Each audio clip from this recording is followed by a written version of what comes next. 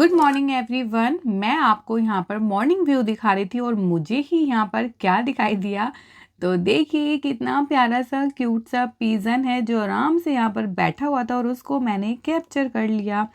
आज उज्जैन में मैं आपको 4 से 5 ऐसी पवित्र जगह पर लेकर जाऊंगी जहां पर मैं भी फर्स्ट टाइम गई हूं, तो वो हम एक्सप्लोर करेंगे। वहां पर जाएंगे तो वीडियो को जरूर देखना। हेलो एवरीवन, नमस्ते, मैं Shweta. Welcome back to my channel connect with Shukla. I hope you are doing very well. आज हमारा उज्जैन में लास्ट डे है और आज जितना भी हमारा कुछ रह गया आज हम वो सब कवर करेंगे, जैसे काल भैरव, गढ़ कालिका, मंगलनाथ। तो ये सब जगह जाएंगे और जहाँ जहाँ जाएंगे वो मैं आपके साथ शेयर करती ही हूँ। तो आपको मेरे व्लॉग कैसे लग रहे हैं मुझे कमेंट बॉक्स में ज़रूर बताना। वैसे तो आप अपना कमेंट में पूरा प्यार दिखाते हो और मैं भी अपनी तरफ से हर एक इन्फॉर्मेशन और बिल्कुल सच्ची वाली जो इन्फॉर्मेशन होती है वो सब मैं आपके साथ शेयर करती हूँ। मेरा खुद का जो भी एक्सपीरियंस होता है, जो भी मुझे चीज़ गलत लगती है, वो सब कुछ मैं रियल एकदम आपके साथ शेयर करती हूँ, ताकि जो अगर कुछ भी प्रॉब्लम मैंने फेस की है वो सब आप ना करो। तो आज हमारा लास्ट डे है। आज के ब्लॉग में भी बने रहना, अपना प्यार ज़रूर देना। तो चलिए चलते हैं। जय महाकाल। तो सबसे पहले हम गए ब्रेकफास्ट करने के लिए और होटल में तो उसकी भी टाइमिंग होती है, फिर वो क्लोज़ हो जाता है, इसलिए हमने सोचा चलो पहले ब्रेकफास्ट कर लेते हैं। और अगेन मैं यही बोलूँगी, इस होटल में मुझे पोहा और जवे बहुत ही ज़्यादा पसंद आए, बहुत ही टेस्टी थे, सीरियसली बहुत मुझे अच्छे लगे। राशा, इस रूम को बाय बाय कर देते हैं, ठीक है? अच्छा लगा आपको यहाँ पर? अच्छा लगा, बाय बाय करो, बाय बाय। सबसे पहले हमारा जितना भी सामान था हमने सब कुछ पैक कर लिया था, क्योंकि हमें पता था जब हम वापस आएंगे तो हमें इतना टाइम नहीं मिलेगा कि हम अपना सारा सामान पैक करें। तो यहाँ पर हमने पैक भी कर लिया था और चेकआउट भी कर लिया था। और यहाँ पर जितनी भी फॉर्मेलिटीज़ होती हैं वो हस्बैंड पूरी कर रहे हैं। और यहाँ पर तराशा भी गणपति बब्बा का आशीर्वाद लेकर आ गई है और हमारा जितना भी सामान है उसको हमने होटल में ही छोड़ दिया था। जब वापस हम जाएंगे तब उसको ले लेंगे। अभी हमने किया है ऑटो और ये ऑटो हमने अपना रिज़र्व कर लिया है और ये 500 में हुआ है और ये हमें काफ़ी सारे मंदिर घुमाएंगे। जहाँ जहाँ भी हम जाएंगे वो मैं आप सबको दिखाऊंगी। तो सबसे पहले हम आ गए हैं महर्षि सांदीपनी आश्रम, जहाँ पर श्री कृष्ण, बलराम और सुदामा जी ने 14 कलाओं की शिक्षा प्राप्त की थी। और यहाँ की जो टाइमिंग है वो सुबह 7 बजे से रात के 8 बजे तक होती है। तो जैसे ही आप आश्रम में एंटर करेंगे आपको ये पीतल की बहुत सारी मूर्तियाँ देखने के लिए मिलेंगी और उसके बाद प्रसाद, फूल, ये सब आपको यहाँ पर मिलेंगे। और इसी जगह पर फिर आपके जो स्लीपर हैं, शूज़ हैं, सब रिमूव करवा दिए जाते हैं और फिर हम आश्रम में एंटर करते हैं। अब यहाँ पर ये कुंडेश्वर महादेव जी का मंदिर है और उसी के सामने एकदम आपको श्री कृष्ण, बलराम और सुदामा जी की प्रतिमा अंदर देखने के लिए मिलेगी। तो इस मंदिर के बाहर भी ये लिखा हुआ है श्री कृष्ण पाठशाला। तो यहाँ पर उन्होंने विद्या प्राप्त की थी और बिल्कुल ठीक इसी के सामने कुंडेश्वर महादेव जी का मंदिर है, जहाँ पर गर्भगृह में एक शिवलिंग स्थापित है और मंदिर के बाहर आपको नंदी महाराज भी खड़े देखने को मिल जाएंगे। उसके बाद हम आगे बढ़ते हैं। ये आश्रम काफ़ी बड़ा आश्रम है। यहाँ पर महर्षि सांदीपनी तपस्थली भी है और यहाँ पर मैं आपको 360 व्यू दे रही थी, जो मैं आपको सभी मंदिर का देती हूँ। इसके बाद हम आगे बढ़ते हैं तो यहाँ पर सर्वेश्वर महादेव शिवलिंग स्थापित है। कहा जाता है कि इसे सांदीपनी गुरु ने ही अपने हाथों से बनवाया था। इसके बाद हम आगे बढ़ते हैं और यहाँ पर आपको एक तालाब देखने के लिए मिल जाएगा और इसको देखकर लगता है कि ये हजारों साल पुराना है। इस तालाब का नाम गोमती कुंड दिया गया है और यहाँ पर बहुत सारी फिशेस और टॉर्टॉइज भी थे। और देखिए मैं जूम करके आपको टॉर्टॉइज दिखाती, तो तराशा ये सब देखकर बहुत ज़्यादा खुश हो रही थी और उसको तो ये जगह ही बहुत अच्छी लग रही थी, क्योंकि वो कृष्ण जी की भक्त है और वो बोलती है कि अरे मम्मा, मेरे माखन चोर यहाँ पर पढ़ाई करते थे। तो बच्चों की ऐसी बातें होती हैं। बस इसके आगे हम बढ़े और उसके बाद फिर हमारी पढ़ाई स्टार्ट होती है, जो हमने तराशा को बताई।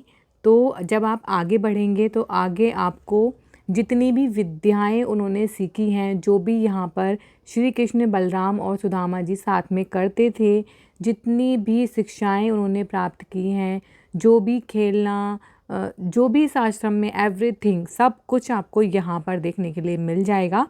तो यहाँ पर उनकी पोस्टर लगे हुए थे और उसके साथ उसका नेम भी लिखा हुआ था।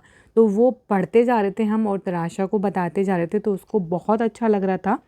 और इस आश्रम को अंकपात भी कहा जाता है क्योंकि यहाँ पर भगवान श्री कृष्ण स्लेट पर लिखे अंकों को धोकर मिटाते थे, इसीलिए इसका नाम अंकपात पड़ गया।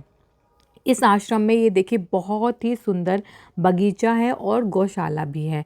तो ये बहुत ही बड़ा और बहुत ही सुंदर आश्रम था, बहुत ज़्यादा यहाँ पर ग्रीनरी थी और आश्रम में तो इस तरीके से होती ही है। अब मैं आपको श्री कृष्ण, सुदामा जी और बलराम जी के दर्शन भी करा देती हूँ। तो हम इस मंदिर के अंदर गए और यहाँ पर तीनों की प्रतिमाएं साथ में थी और देखिए कितना प्यारा इनका रूप था, कितना सुंदर ये देखने में लग रहे थे। और भी बहुत सारी ऐसी चीज़ें थीं जो आप पढ़ सकते हैं, अपने बच्चों को बता सकते हैं। तो सेम यहाँ पर भी उनकी जितनी भी चीज़ें वो करते थे वो सब यहाँ पर बना हुआ था और ऊपर आप देख सकते हैं वो प्रॉपर लिखा हुआ भी था। तो पढ़ पढ़ के आप अपने बच्चों को बता सकते हैं और ख़ुद भी उस चीज़ को पढ़ सकते हैं, क्योंकि बहुत सारी चीज़ें ऐसी होती हैं जो हमें भी नहीं पता होती है। मैं पर्सनली ये सारी इन्फॉर्मेशन पढ़ती हूँ क्योंकि मुझे लगता है कि जब मैं आपको कुछ बताऊँगी तो मेरे थ्रू कोई भी गलत इन्फॉर्मेशन ना चली जाए, इसीलिए मैं सारी इन्फॉर्मेशन पढ़ती हूँ, उसके बाद ही मैं फिर आपको बताती हूँ। तो अब हम जा रहे हैं मंगलनाथ मंदिर। और जैसे कि मैंने आपसे कहा कि हमने एक ही ऑटो रिज़र्व कर लिया था, अपना बुक कर लिया था, ताकि वो हमें सभी जगह लेकर जाए, हमें बार बार ऑटो ना करना पड़े।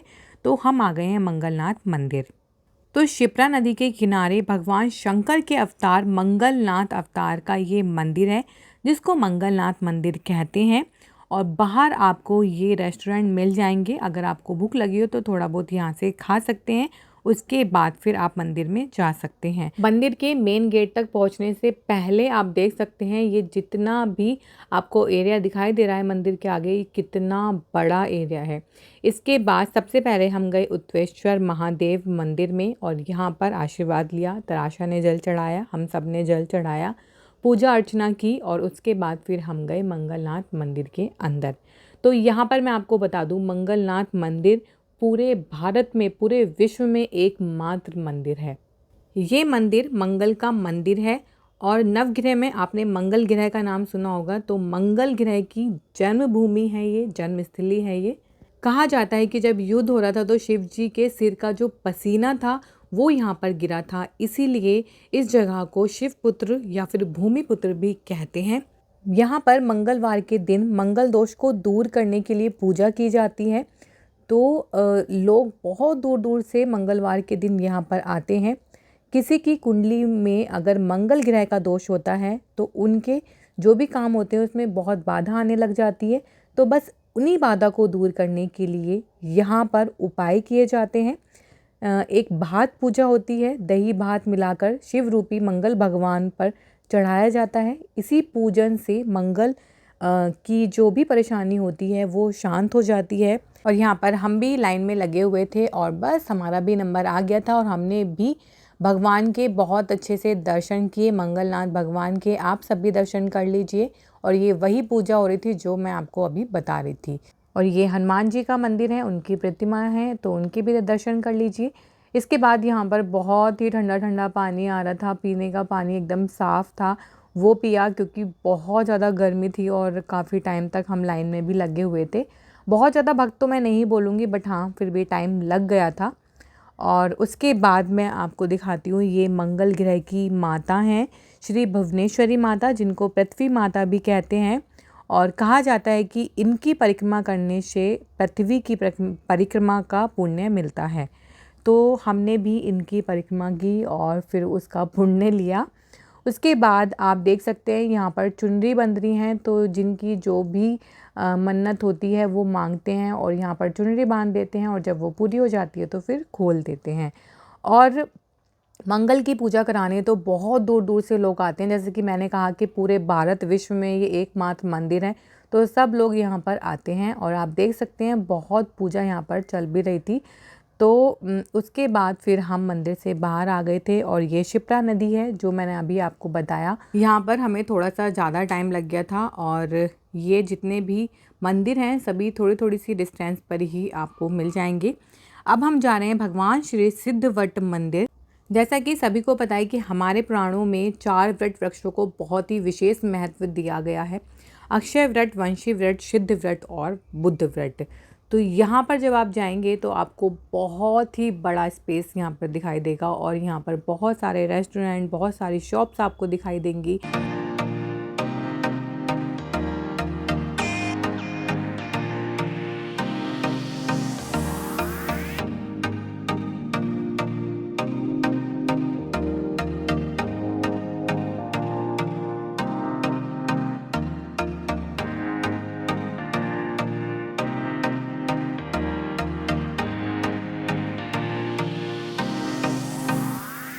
कहा जाता है कि कर्मकांड, मोक्ष, पिंडदान के लिए यह प्रमुख स्थान माना जाता है।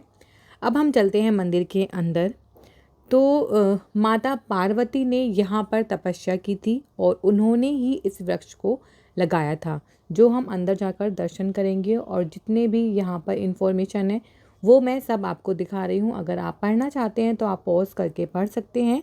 और यहाँ पर लिखा हुआ था श्री सिद्धवट महाराज, और मैं आपको दूर से ही दिखा रही थी क्योंकि अंदर कैमरा अलाउ नहीं था। और जितनी भी इंफॉर्मेशन है वो सब भी मैं आपको दिखा रही थी। तो अंदर वृक्ष लगा हुआ है और फिर प्रतिमाएं हैं। अब आप यहाँ पर और भी वृक्ष देख सकते हैं जो बहुत ही सालों पुराने लग रहे थे, बहुत ही बड़े बड़े थे। और अगेन फिर हम यहाँ से निकल गए थे। अब हम पहुँच गए थे काल भैरव मंदिर और यहाँ पर सीरियसली हमारी हालत बिल्कुल ख़राब हो चुकी थी क्योंकि बहुत ही तेज़ गर्मी थी, सिर पर बिल्कुल सूरज था, बट फिर भी हमें दर्शन करने थे तो हम आ गए। और जैसे कि सभी मंदिरों में बाहर बहुत सारी शॉप्स होती हैं प्रसाद के लिए, तो यहाँ पर भी काफ़ी सारी शॉप्स थी। और यहाँ पर मैं आपको ये शॉप दिखाती हूँ जहाँ पर शराब मिलती है और वो काल भैरव को प्रसाद के रूप में चढ़ाई जाती है और कहा जाता है कि काल भैरव उसको पीते हैं। तो यस, आपने सही सुना, वो उसको पीते हैं। अब देखिए ये कितनी लंबी लाइन है और यहाँ पर ये स्लीपर उतारी जाती हैं। बट ये स्लीपर आप आगे भी उतार सकते हैं, ये हमें भी नहीं पता था। और जिनको नहीं पता था वो पहले ही उतार रहे थे। उसके बाद जो पैरों की हालत हुई है ना, सीरियसली पूरे पैर हमारे जल रहे थे। और जहाँ पर शैडो नहीं थी वहाँ पर तो बहुत ही ज़्यादा पैर जल रहे थे क्योंकि इन्होंने नीचे भी ऐसे कुछ कालीन नहीं बिछाया हुआ था, तो बड़ी दिक्कत हुई। तो हमने तो बस यही मान लिया कि ये भगवान की परीक्षा होती है। आप सबको मैं बता रही हूँ ताकि आपको ये चीज़ ना झेलनी पड़े, आप आगे भी स्लीपर उतार सकते हैं। अब देखिए भगवान शिव के बहुत सारे रूप होते हैं और सभी की कोई ना कोई कहानी होती है, महत्व होता है। परंतु सभी रूपों में भगवान शिव का जो भैरव अवतार होता है उसको सबसे विचित्र माना जाता है, अलग माना जाता है। काल भैरव का ये मंदिर लगभग 6000 साल पुराना है। कुछ साल पहले तक यहाँ पर जानवरों की भी बलि दी जाती थी, परंतु अब ये प्रथा बंद कर दी गई है। भगवान काल भैरव शिव का अत्यंत ही उग्र और तेजस्वी रूप है। जैसे कि आप सब जानते हैं कि सभी हवन और पूजन में इनका पूजन विशेष होता है। ब्रह्मा का जो 5वां शीश था, सिर था, वो भी भैरव ने ही खंडित किया था। तो यहाँ पर आप भी दर्शन कर सकते हैं। ये देखिए मैंने आपको बहुत अच्छे से दर्शन कराए, कैमरा पूरा जूम करके, उसके बाद खुद ने अच्छे से दर्शन किए और यहाँ पर दर्शन बहुत ही अच्छे से हुए। आपको जल्दी जल्दी से यहाँ पर नहीं हटा रहे थे, आराम से तसल्ली से दर्शन करने दे रहे थे। तो जो मैं आपको बता रही थी कि बाहर ये कालीन नहीं था, देखिए अंदर ये कालीन था, तो यहाँ पर कोई ऐसा पैर नहीं जल रहे थे। और यहाँ पर आप लंगूर देख सकते हैं, कितने सारे थे और तराशा इनको देखकर बस बिल्कुल पागल हो गई कि मम्मा देखो कितने सारे हैं। उसने फर्स्ट टाइम एक साथ इतने सारे ये देखे। अब बस हम इस मंदिर से भी जा रहे हैं और बड़ी खुशी हो रही थी। यहाँ पर जो दर्शन हुए ना वो बहुत ही अच्छे से हुए। और बस अपने ऑटो में बैठकर हम आ गए थे माँ गढ़ कालिका के मंदिर में और यहाँ पर कैमरा अलाउ था, तो मैं बहुत अच्छे से आपको माँ के दर्शन कराऊंगी। और ये देखिए आप गढ़ कालिका माता हैं, ये इनके दर्शन कर लीजिए। देवियों में कालिका को सबसे महत्वपूर्ण माना गया है और आप भी इनके दर्शन कर लीजिए। गढ़ कालिका के मंदिर में हजारों भक्त आते हैं। गढ़ नामक स्थान पर ये मंदिर होने की वजह से गढ़ कालिका मंदिर कहलाता है। उज्जैन में 2 शक्तिपीठ माने जाते हैं, पहला हरसिद्धि माता का मंदिर और दूसरा गढ़ कालिका मंदिर। तो हरसिद्धि माता का मंदिर इससे पहले मैंने वीडियो में दिखाया है, अगर आप देखना चाहते हैं तो आप देख सकते हैं, मैंने डिटेल में पूरा सब कुछ बताया हुआ है। तो बस अब वहाँ से भी हम आ गए थे और अब हम पहुँच गए स्टेशन, और स्टेशन के पास में ही ये रेस्टोरेंट था। तो हमने की पेट पूजा और उसके बाद हमारी ट्रेन आ गई थी और हम ट्रेन में बैठ गए थे। इस टाइम पर बहुत ज़्यादा थकान हो गई थी और बस लग रहा था कि अब तो सो जाओ और बस सुबह ही आँख खुलेगी। तो अब मैं इस वीडियो का यहीं पर एंड करती हूँ। आई होप ये उज्जैन की वीडियो आपको पसंद आई होंगी। सो फाइनली गाइस, हमारी उज्जैन की यात्रा बहुत ही अच्छी रही और बाबा ने बुलाया तो फिर से आएंगे। अब मैं इस व्लॉग को यहीं पर एंड करती हूँ। हम जा रहे हैं नोएडा। जब तक के लिए अपना ख्याल रखना, खुश रहना, टेक केयर, जय महाकाल।